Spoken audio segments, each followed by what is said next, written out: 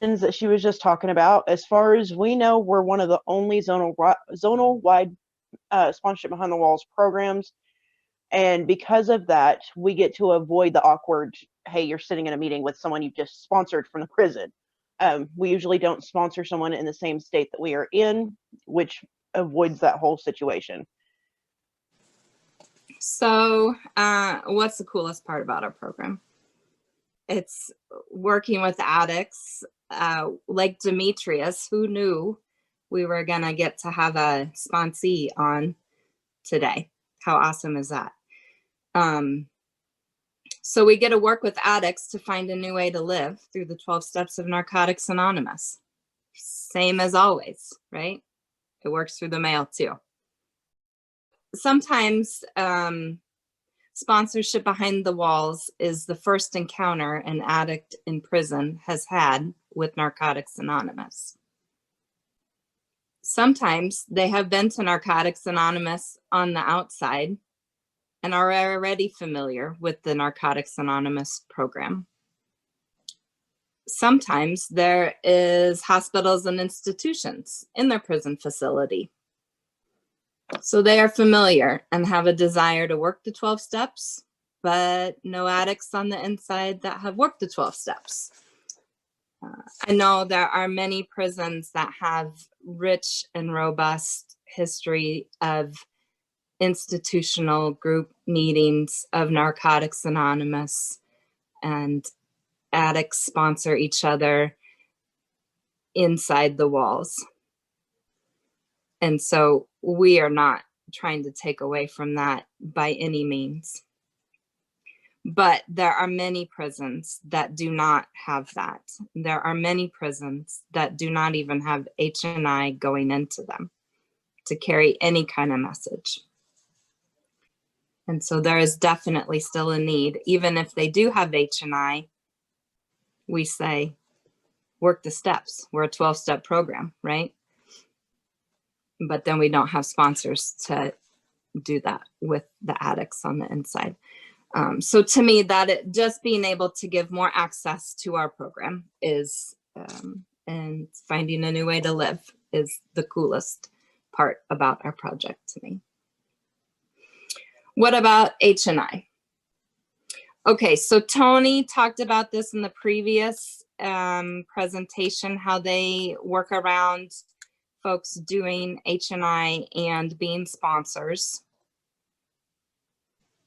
The way that we are working with facilities that may have issues with addicts meeting in person with other addicts from the outside in the H&I setting and not wanting them to sponsor is that we pair up a woman who's in the Nebraska women's prison with a sponsor on the outside to work the steps with from Oklahoma or Kansas or Texas, anywhere else, so that our women H&I members that go into the women's state prison in Nebraska aren't in any sort of conflict. And then also the H&I panel leaders can be an advocate for sponsorship behind the walls, either in a facility we've already been approved. They can distribute our sponsorship behind the walls flyer for addicts that are ready to take the next step of working the 12 steps and can contact us. Or like Tony said, working with PR, public relations, sorry,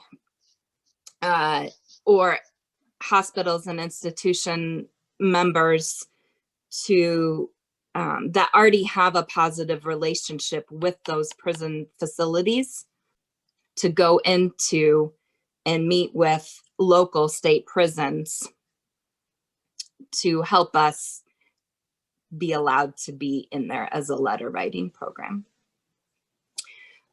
Who is P3? P3 is an acronym that stands for Project Primary Purpose.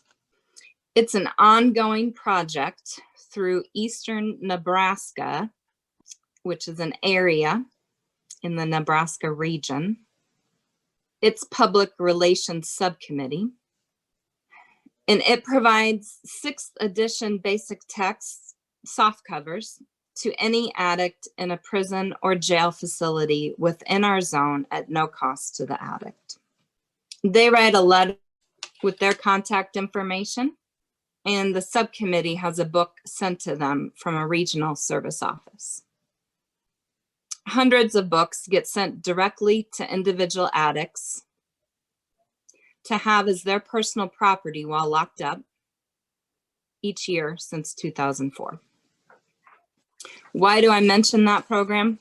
It's one of the things that we send to our potential sponsees is information on project primary purpose in case they do not already have their very own 6th edition basic text.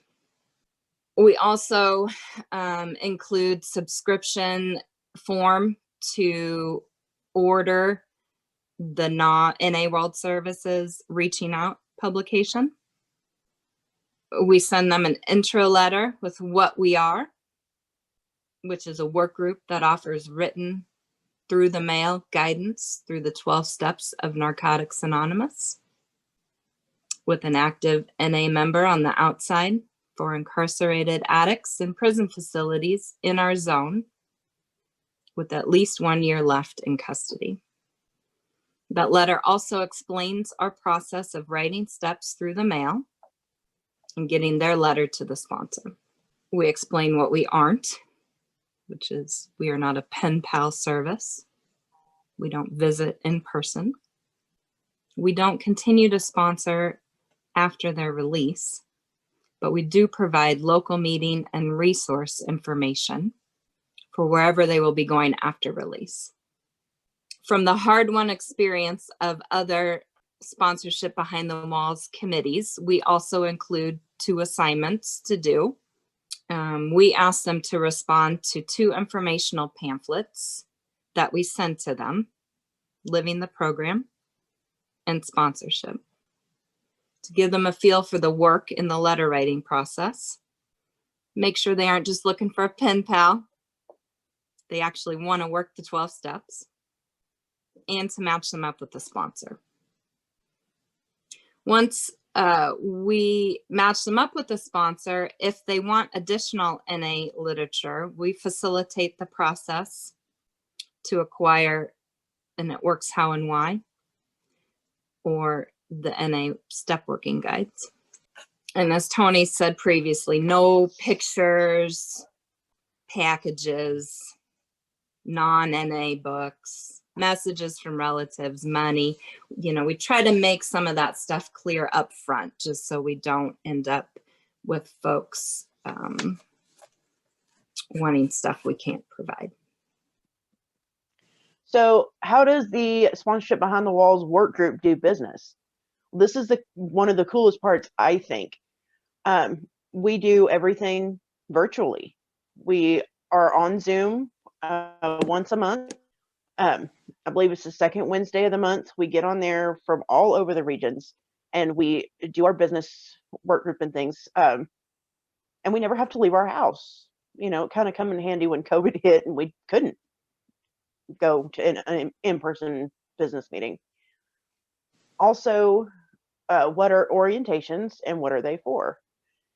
So orientations are introducing the potential sponsor to the things that they can and cannot do.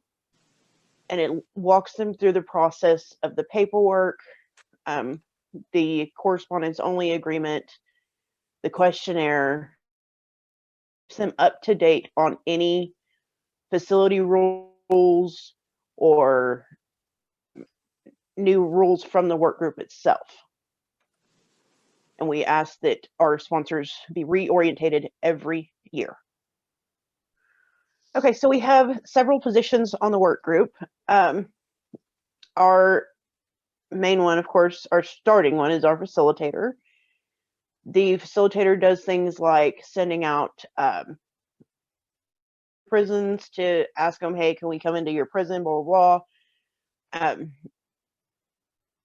They facilitate the work group, the business meetings.